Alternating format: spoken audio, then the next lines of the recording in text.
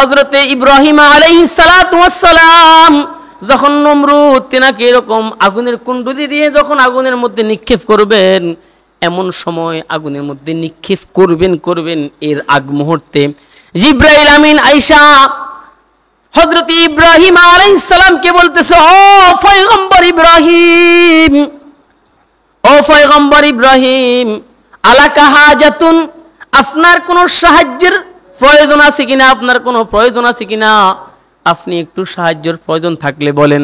হযরত ইব্রাহিম আলাইহিস সালাম তিনি জিবরাইলের চেহারার দিকে তাকাইয়া বলে, ও জিবরাইল, হাজাতুন লাকা, বলে হাজাতুন কি, তোমার আমার হাজত, আমার প্রয়োজনটা কি তোমার কাছে চাইব না যিনি আমাকে সৃষ্টি করছে আমার আল্লাহ তার কাছে হাজত চাইব? আমি তো তোমার কাছে কোনো প্রয়োজন চাই না, যেই আল্লাহর একত্ববাদের দাওয়াত দেওয়ার জন্য আমি ইব্রাহিম আগুনের মধ্যে পড়তেছি, সেই আল্লাহ আমাকে দেখে কি দেখে না? জোরে কোন আল্লাহ দেখেনি? আল্লাহ তো আমাকে দেখতেছে আমি ইব্রাহিম কেন আগুনের মধ্যে পড়তেছি, আর নমরুদ আমাকে কেন আগুনের মধ্যে নিক্ষেপ করতেছে।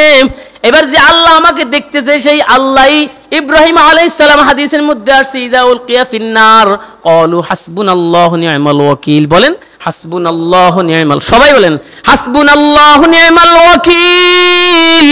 ইব্রাহিম আলাইহিস সালাম এই কথাটা বললেন। তাফসীর মাআরিফুল কোরআনের মধ্যে লেখে যে আল্লাহর বান্দা ইখলাসের সাথে 1000 বার, কতবার? 1000 বার এই কথাটুকু পড়বে, হাসবুনাল্লাহু নি'মাল ওয়াকিল। বলেন হাসবুনাল্লাহু নি'মাল ওয়াকিল। আরো বলেন হাসবুনাল্লাহু নি'মাল ওয়াকিল। 1000 বার পড়বে। ওই আল্লাহর বান্দা যেই দোয়া করবে আল্লাহ পাক রব্বুল আলামিন সাথে সাথে ওই আল্লাহর বান্দার দোয়া কবুল করিয়া নেবে। শব্দটা কি বলেন? মাশাআল্লাহ। আবার বলেন মাশাআল্লাহ। আবার বলেন হাসবুনাল্লাহু নি'মাল ওয়াকিল। এবার মনে করতে পারেন হুজুর একসাথে 1000 বার পড়া তো আমাদের জন্য কষ্টকর হবে, কারণ আমরা তো ব্যস্ত, আমরা তো এত সময় আসেনি 1000 বার মসজিদে বসে বসে পড়ার, এত সময় তো নাই। এবারে নিয়ত করেন যোহরের নামাজে, ফজরের নামাজ পড়বো 100 বার, যোহরে 100 বার, আসরে 100 বার, মাগরিবে 100 বার, ইশা 100 বার, এরপরের দিন ফজরের মধ্যে 100 বার। প্রতিদিন 5 ওয়াক্ত নামাজে কতবার হবে? 500 বার হবে। পরের দিন আরো 500 বার পড়ে আল্লাহর কাছে দোয়া করেন, আমার আল্লাহ আপনার দোয়ার সাথে সাথে কবুল করে নিব। ছোট ছোট বাচ্চাদেরকে শিখান, বাচ্চাকে শিখান, বাচ্চাকে মোবাইল হাতে না দিয়ে সারাক্ষণ বাচ্চারা মোবাইল টিপে। এখন বাচ্চা মোবাইল ছাড়া ছাড়া ভাতও খায় না, কথা কয় না। মোবাইল ছাড়া ছাড়া বাচ্চা কি খায় না? ভাতও খায় না। মোবাইল দেখে আর ভাত খায়, মোবাইল দেখে আর খাওয়া খায়। মোবাইলের এত আসক্ত বাচ্চা, বাচ্চাকে এটা শিখান, বাচ্চার কানে এইটা দেন, হাসবুনাল্লাহু নি'মাল ওয়াকিল, নি'মাল মাওলা ওয়া নি'মান নাসির। হাসবুনাল্লাহু নি'মাল ওয়াকিল, আমার অভিভাবক হিসাবে আমার আল্লাহই যথেষ্ট। সুন্দর না অর্থ? আমার অভিভাবক হিসাবে আমার আল্লাহই যথেষ্ট। এইটা বাচ্চাকে শিখান। এখন আর বাচ্চাকে এটা শিখায় না, সারাক্ষণ মোবাইল মোবাইল মোবাইল টিপতে টিপতে বাচ্চা এমন অবস্থা হয়েছে, এখন মোবাইল ছাড়া বাচ্চা কিছু আর বুঝে না। মোবাইল, অনেক বাচ্চা তো চোখেও ঝাপসা দেখে, অল্প দিনই চশমা চোখে দিয়ে, কেন? মোবাইলের দিকে দেখতে দেখতে তার এই অবস্থা হয়েছে। হয় কি হয় না? কথা বলেন, হয় কি হয় না? হয় না এরকম? বাচ্চা এরকম হয় না? হয়। ওই এক মুরব্বী আমাকে বলে, কয় যে হুজুর আমি 1200 টাকা দিয়ে 3টা মেয়ে বিবাহ দিছি। কয়টা মেয়ে বিবাহ দিছে? টাকা কত দি? তা আমি কই কি অবস্থা, কিভাবে আপনি 1200 টাকা দিয়ে 3টে মেয়ে বিবাহ দিচ্ছেন? মানুষে তো 3-12 36,000 টাকা দিয়েও 3টে মেয়ে বিবাহ দিতে। এবার আমাকে মুরব্বী কয়, হুজুর তাহলে ইতিহাস শুনেন। তখন এই অ্যান্ড্রয়েড মোবাইলের যুগ ছিল না, টাচ মোবাইলের যুগ ছিল না, তখন ছিল এরকম বাটাম মোবাইল, ছোট মোবাইল। আমি 1200 টাকা দিয়ে একটা মোবাইল কিনলাম, 100 টাকা দিয়ে একটা সিম কার্ড কিনলাম। আমি এই মোবাইলটা, আমি আর আমার স্ত্রী আর আমার 3জন মেয়ে ঘরের মধ্যে এই ছোট মোবাইলটা চালাইতেছি। আমার মেয়ে বড়টা স্কুলে পড়ে, সে মোবাইলটা চালায়, একটু মোটামুটি বড় হয়েছে, তার কাছে মোবাইলটা থাকে। মাঝে মধ্যে দেখি সে ঘরের বাহিরে গিয়ে জানলার পাশে দাঁড়াইয়া দাঁড়াইয়া লম্বা লম্বা সময় কথা বলে। আমি তো কিছু বুঝি না, আমি মনে করতাম মেয়েটা যেন কোথায় কি বলে, কার সাথে আত্মীয় স্বজনের সাথে কথা বলে। কিছুদিন পরে দেখি মেয়েটা আর নাই, মেয়েটা মোবাইলে মোবাইলে। হয় না এরকম? হয় না? কি বলেন, হয় না? এরপরে মেজে মেয়েটা বলে যে বাবা আমি আফুর মতো না, আমার তো কিছু বুঝ আছে, আমি তো পড়ালেখা করি, এখন মোবাইলটা আমি ব্যবহার করব। ঠিক আছে, সরল মানুষ, মেয়েটার কাছে মোবাইলটা দিলাম। দেখি মাঝে মধ্যে এরকম কথা বলে। তার মাকে জিজ্ঞেস করলাম তোমার মেয়ে কোনায় কোন জায়গায় কথা বলে? তা আমার মেয়ে আত্মীয় স্বজনের সাথে কথা বলে, সেটা তো আমি বলতে পারবো না। আবার এরকম কথা বলে বলে নাম্বারটাও ডিলিট করে দেয়, আবার যেন অন্য কারো যদি নাম্বারটা বাহির। কিছুদিন পরে হুজুর দেখি মেজে মেয়েটাও টাকা কত, এখনো 12 টাকার মোবাইল, মোবাইল তো রাখি দেয়, মোবাইল আর সাথে করি। এরপরে ছোট মেয়েটা সে বলে আব্বু আমি মাত্র ক্লাস 7-এ পড়ি, আমি তো আর মোবাইল সম্পর্কে এত কিছু বুঝি না, হয়তো কল আসলে রিসিভ করব, এতটুকু পর্যন্ত মোবাইলটা আমার কাছে থাকুক। তখন বাবাই বলে ঠিক আছে তাহলে তোমার কাছে মোবাইলটা রাখো। এবারে ছোট মেয়েটা এও দেখি মাঝে মধ্যে কোথায় যেন কথা বলে। বেশ কিছুদিন পরে দেখি আমার ছোট মেয়েটাও মোবাইল তো রয়ে গেছে, মোবাইল কোথায়, টাকা কত, 1200। বিবাহ কয়টা হয়েছে? 1200 টাকায় 3 বিবাহ। এই যুগ এখনকার সময় মনে হয় নাই, এখন তো আরো বেশি মোবাইলে পছন্দ করে কোথার মেয়ে কোথায় চলে আসে, আসে না এরকম? এরপরে আবার একই মেয়ে আরেক জায়গায় সম্পর্ক, এই ছেলেকে রাখি আরেক জায়গায় চলে যায়, যায় না এরকম? ছেলের বেশি টাকা, ছেলেরাও কেমন বোকা, বোর নামে অ্যাকাউন্ট, মা বাবাকে এত বিশ্বাস করে না, এর জালেম। মা বাবা কেমন রত্ন, এটা চলে গেলে তখন সন্তান কত বড় জালেম। মাকে সন্তান এরকম, সন্তান মা বাপকে যেখানে নিয়ে রাখি আসে একটা জায়গা, ওই জায়গার নাম কি জানো, বৃদ্ধাশ্রম। মাকে নিয়ে বৃদ্ধাশ্রমে রাখি আসতেছে, মা সন্তানের চেহারার দিকে তাকাইয়া 2 চোখ দিয়ে পানি ছেড়ে দিয়ে বলতেছে এরে আমার সন্তান, আমাকে এখানে রাখি যাইতেছো, কোনো অসুবিধা নাই, তোমাকে যেন আল্লাহ আমন আসানের সাথে নিয়ে বাড়ি ফোঁস করে। এটা হলো মা, আমাকে বৃদ্ধাশ্রমে রাখি যাও, তোমাকে যেন আল্লাহ নিরাপদ নিয়ে কোথায় ফোঁস করে, বাড়িতে ফোঁস করে। এরে আল্লাহর গোলাম, আল্লাহর বান্দা, বড় আল্লাহওয়ালা মুরব্বী হুজুর এরকম ওয়াজ করতেছে মা এবং বাবার খেদমত সম্পর্কে। কি সম্পর্কে? কয় এর যুবকেরা, মা বাপ যখন দুনিয়া থেকে চলে যায়, মা মারা গেলে আর মা পাওয়া, বাপ মারা গেলে বাপও। এরকম ওয়াজ তো সবাই শুনে, কিন্তু চালাক কিছু থাকে না। একটা হুজুরের প্রশ্ন করছে, হুজুর আপনার কথা তো আমি মানতাম, হারিয়েন না কেন, কি হয়েছে? কয় হুজুর মা মারা গেলে মাও পাওয়া যায়, বাপ মারা গেলে বাপও পাওয়া যায়, কিন্তু বউ মারা গেলে বউ আর পাওয়া। আমাদের টঙ্গী বউ বাজারের নজির আহমদ শাহ হুজুর এই ওয়াজটা খুব সুন্দর করে করতে পারে, আমি গেছিলাম তো ওই হুজুরে কদে। এখন প্রশ্ন করলাম কেন তুমি কিভাবে এই কথা বললে বুঝাই দাও। কয় হুজুর বেশ কিছুদিন আগে আমার আব্বা ইন্তেকাল করলো, আমার আব্বার লাশকে সামনে রাখে আমি কাঁদতেছি। হঠাৎ করে বেশ কিছু লোক আমার কাছে আসিয়া বলতেছে বাবা তোমার আব্বা চলে গেছে, কি হয়েছে? আমরা চাচারা তো আছি, আমরা তোমার বাবার মতো করে তোমাকে আদর করব, আজকে থেকে আমরা হইলাম তোমার বাবার সমতুল্য। হুজুর বাবা পাইলাম না আমি? কি বলেন, বাবা পাইছিনি? এর বেশ কিছু পর আমার মা মারা গেল, মায়ের ইন্তেকালের পরে মায়ের লাশকে সামনে রেখে কাঁদতেছি। এবার চাষি জেঠিরা আসি বলতেছে তোমার মা চলে গেছে, কি হয়েছে? আমরা তো তোমার মায়ের আদর দিয়ে, আমরা তোমার মা হয়ে আজকে থেকে তোমার মায়ের যত্ন তোমাকে আদর করব।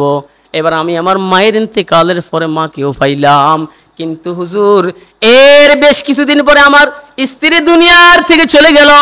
দুনিয়ার কই পাড়া মহল্লার এমন কোন ভদ্র মহিলা তো আসি মাথায় হাত রাখি বলে নাই বউ মারা গেছে, অসুবিধা নাই, আজকের পর থেকে আমি তোর বউ হিসাবে আসি। কইছি নিয়ে কথা কহুতে, এটা তো কেউ কয় না। তো বউ কই পাইলাম, মা তো পাইলাম, বাবু পাইলাম। আসলে এরকম কিছু চালাক ফলাবাইন থাকে।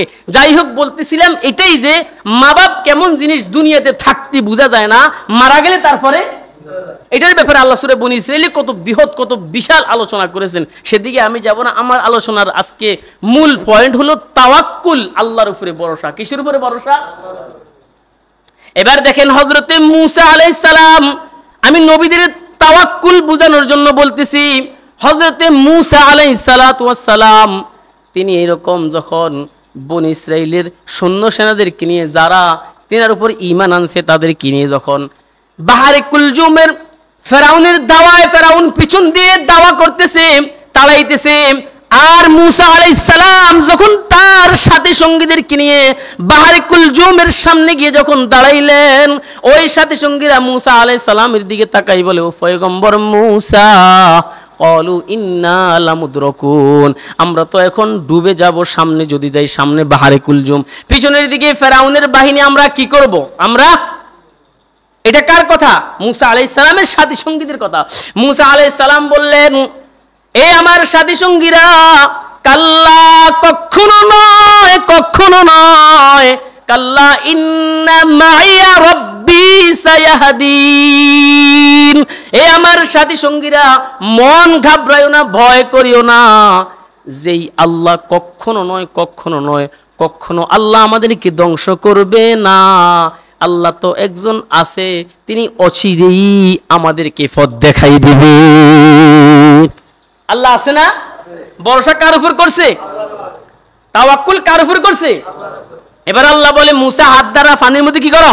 লাঠি দ্বারা আঘাত করো, রাস্তা হয়ে গেছে না, চলে গেছে না? আল্লাহ উদ্ধার করছে কি করে নাই? এজন্য আল্লাহর পয়গম্বর বলেন, ও দুনিয়ার মানুষেরা, লাউ আন্নাকুম তাওয়াক্কালুনা হাক্কা তাওয়াক্কুলিহি লাযাকাকুম কামা ইয়ারযুকুত তায়রা তাগদু খিমাসান ওয়া তারুহু বিতানা। তোমরাও যদি এই রকম আল্লাহর উপরে তাওয়াক্কুল করো, তাওয়াক্কুল করার মতো করতে পারো, আমার আল্লাহই আমার জন্য, কথা কয় না, আমার আল্লাহই আমার জন্য, এটা বলতে পারেন সবাই? আল্লাহই আমার জন্য যথেষ্ট। এই কথাটুকু, এই তাওয়াক্কুলের মতো তাওয়াক্কুল করবে, তাহলে আল্লাহ পাক তোমাকে রিজিক এমন ভাবে ফোর্স করবে যে এরকম আল্লাহ পাক পশু পাখিদেরকে রিজিক ফোর্স করে। কাকে রিজিক ফোর্স করে? আরে একটা নীল তিমি, একটা নীল তিমি লম্বাতে 10 তলা বিল্ডিং এর সমমান। কত তলা? 10 তলা। এই নীল তিমির খাওয়া ডেলি, প্রতিদিন, এইরকম চিংড়ি মাছের মতো একটা কিড়া আছে, এই কিড়া প্রতিদিন 40 মন খায়। একটা নীল তিমি কত মন খায়? 40 মন খায়। এবার আপনি চিন্তা করেন, এই নীল তিমির দায়িত্ব যদি আপনাকে আমাকে দেওয়া হইতো, আল্লাহ যদি বলতেন সমুদ্রের একটা নীল তিমি একদিন আপনি খাওয়াইবেন, একদিন আপনি খাওয়াইবেন, আমার মনে হয় মাসের মধ্যে, বছরের মধ্যে যদি 1 মাসও খাইতো, যার ঘরে খাইতো তার বাড়ি জমি সব বিক্রি করা লাগতো না?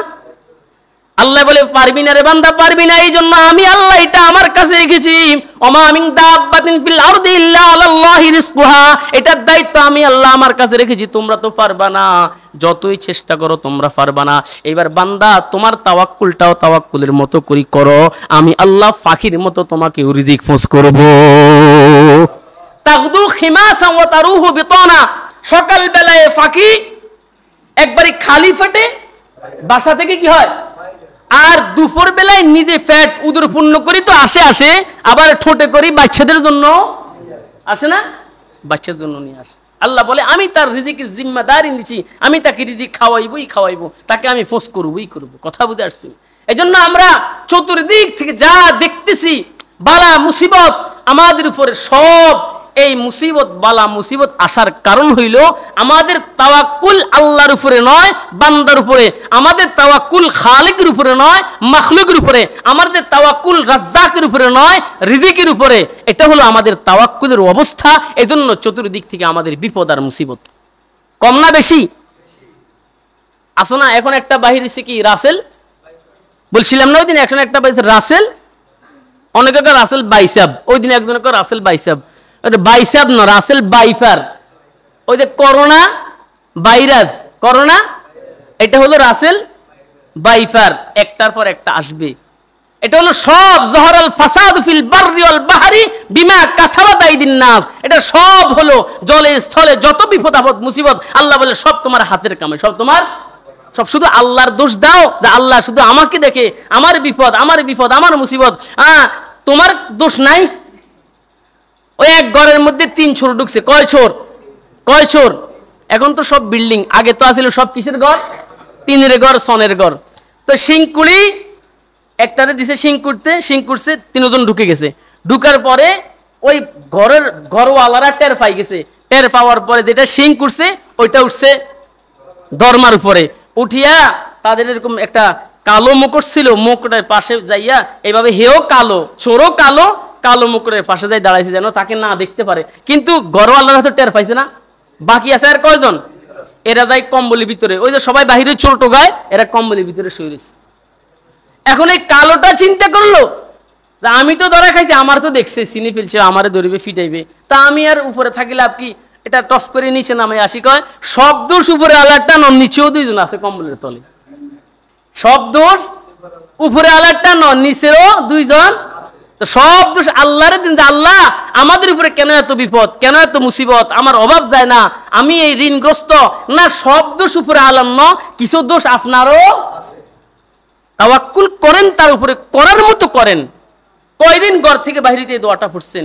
কয়দিন আপনি আল্লাহর উপরে তাওয়াক্কুল করার মতো করছেন? হ্যাঁ, এরকমও দিন গেছে মানুষের পকেটে কিছু না, একবারে খালি পকেট, কোথায় থেকে আল্লাহ পাক পকেট ভর্তি করে দিচ্ছে। হয় না এরকম? রাস্তা হারাই ফেলছে আল্লাহ পাক। ওয়াল্লাযিনা জাহাদু ফিনা লানাহদিয়ান্নাহুম সুবুলানা ওয়া ইন্নাল্লাহা লামাআল মুহসিনিন। আল্লাহ বলে, বান্দা চেষ্টা করো, তাওয়াক্কুল করো, করার মতো তোমার সব রাস্তা আমি আল্লাহ নির্দ্বিধায় খুলে দিব। রাস্তা খুলে দেওয়ার মালিক কে? অভাবে ফসছেন, অভাবের কারণে স্বভাব নষ্ট করিয়েন না। অভাবের কারণে অন্যের পকেটে হাত দিয়েন না। সুদের পিছনে দৌড়াইয়েন না, ঘুষের পিছনে দৌড়াইয়েন না। অভাবের কারণে অন্যায় কাজ করিয়েন না। একমাত্র তাওয়াক্কুল আল্লাহর উপরে করেন। আল্লাহ যদি অভাব আমার জন্য ইমতিহান হয়, পরীক্ষা হয়, তো আমাকে পরীক্ষায় পাস করার তৌফিক দান করেন। আর যদি এই অভাব আমার জন্য আমার কোনো মুসিবতের কারণ হয়, আমার কোনো গুনাহের কারণ হয়, তো গুনাহও মাফ করেন, অভাবও আমার থেকে কি করেন? ফারা যাবে কি যাবে না? এই জন্য এই সওয়াবটা, এই আমালটা আজকে থেকে এই আমালটা করবেন। প্রতিদিন 100 বার করে হাসবুনাল্লাহু নি'মাল ওয়াকিল বলেন। হাসবুনাল্লাহু নি'মাল ওয়াকিল, এই আমলটা করবেন প্রতিদিন 1000 বার। তাফসিরে মারিফুল কোরআন বিশ্বাস করেননি? এই কিতাব, এই তাফসিরে আসছে 1000 বার পড়বেন আর ফড়ি দোয়া করবেন, আল্লাহ আপনার দোয়া কবুল করবে। 5 ওয়াক্ত নামাজের পরে 500 বার, পরের দিন 500 বার, 1000 হয়েছে, দোয়া করেন, আল্লাহ দোয়া কবুল করবে। করবে কি করবে না? এই আমলটা করবেন। আর ঘরের থেকে বাইরে হইছেন, দোয়া কি পড়বেন? বলেন বলেন, বিসমিল্লাহি, বলেন বিসমিল্লাহি তাওয়াক্কালতু আলাল্লাহি লা হাওলা ওয়ালা কুওয়াতা ইল্লা বিল্লাহ। এতটুকু পর্যন্ত পড়বেন। আল্লাহ চাহে তো আল্লাহ আপনার হেদায়েতের জরিয়া হবে।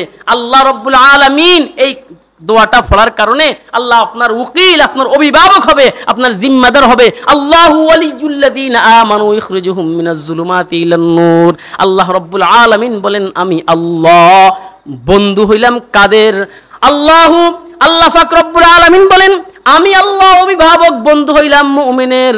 এ মুমিন বান্দা, আমি আল্লাহকে অভিভাবক বানাইয়া যা কাজ করবা, যা কাজ করবা, আমি আল্লাহ তোমার ভুলগুলাকেও শুদ্ধ করে নেকের খাতায় লিখে দেওয়ার তৌফিক আল্লাহর আছে না নাই? আসেনি আল্লাহর? এজন্য আপনার ভুল ভ্রান্তিগুলো আল্লাহ মাফ করি, সওয়াবের খাতায় উঠিতে পারে। মেহেরবানি করে বলবো, এই আমালগুলা আমরা করার চেষ্টা করব। আল্লাহ আমাদের সকলকে সকলকে করার তৌফিক দান করুক। আর এই যে রাসেল বাইফার যেটা, এটার একটা ওষুধ, আল্লাহর কোরআনের ওষুধ। বলেন এই দোয়াটা পড়বেননি? বলেন এটা পড়বেননি? এটা এই বাংলাদেশে শুনলাম 34টা জেলায় চলে আসছে। তবে 36 জেলার মধ্যে আপনাদের নোয়াখালী জেলার নাম নাই। তবে চলে আসতে কি কোনো বাধা বিঘ্নতা আসেনি? কথা কয় না, এই সব আসতে বাধা বিঘ্নতা আসেনি? নোয়াখালীতে আসছে নাকি? আসছে না? আল্লাহ হেফাজত করুক। এবার কি করবেন? যারা না, অনেকে আবার ওই অন্য সাপ দেখিও। আচ্ছা, যাই হোক, আমরা চতুর্দিকে যেটা শুনতেছি আর দেখতেছি, এক একটা সাপে কয়টা বাচ্চা দেয়? কথা 50টার ঊর্ধ্বে বাচ্চা দেয়। সাপে সবল দেওয়ার সাথে সাথে যদি অ্যান্টিভেনম দেন, তারপরেও নাকি 80% মৃত্যু নিশ্চিত, 20% থাকে। তাহলে কি করবেন? তাহলে একটা ওষুধ শিখা দরকার আছে নি? আল্লাহর কসম, এটা কোরআনের আয়াত, এটা কোরআনের মধ্যে আসছে, তাফসীরের কিতাবে আসছে, এবং এটা আমল করলে আল্লাহ বাঁচাইবে, এটা আল্লাহর ওয়াদা। দোয়াটা কি? পড়েন আমার সাথে, আউযু, বলেন আউযু বিকালিমাতিল্লাহি তাম্মাতি মিন শাররি মা খলাক। এটা হলো রাসেল বাইফারের ওষুধ। রাসেল বাইফারের ওষুধ। রাসেল বাইফারের কি বলেন? আউযু বিকালিমাতিল্লাহি তাম্মাতি মিন শাররি মা খলাক। আরেকবার পড়েন, আউযু বিকালিমাতিল্লাহি তাম্মাতি মিন শাররি মা খলাক। যারা রাসেল বাইফারকে ভয় করবেন তারা পড়বেন। ফজরের পরে 3 বার পড়বেন, মাগরিবের পরে 3 বার পড়বেন। ফজরের পরে পড়ার কারণে সারাদিন আল্লাহ আপনাকে এই দোয়ার উসিলায় রাসেল বাইফার তার চাইতেও বিষাক্ত প্রাণী থেকে আল্লাহ হেফাজত করব। মাগরিবের পরে পড়ার কারণে রাতের আধার, এই সাপগুলো রাত্রে বেশি বাহির হয়, রাস্তায় বসে থাকবে আপনি দেখবেন না, জোর জাপটায় বসে থাকবে আপনি দেখবেন না, আপনার বিছানার কোণে বসে থাকবে, আপনি টয়লেটের মধ্যে বসে থাকবে দেখবেন না। এই জন্য সতর্ক হবেন আর এই দোয়াটা পড়বেন না, মাগরিবের পরে পড়বেন। সারা রাত আল্লাহ নিজ কুদরতে এই দোয়ার উসিলে আপনাকে হেফাজত করব।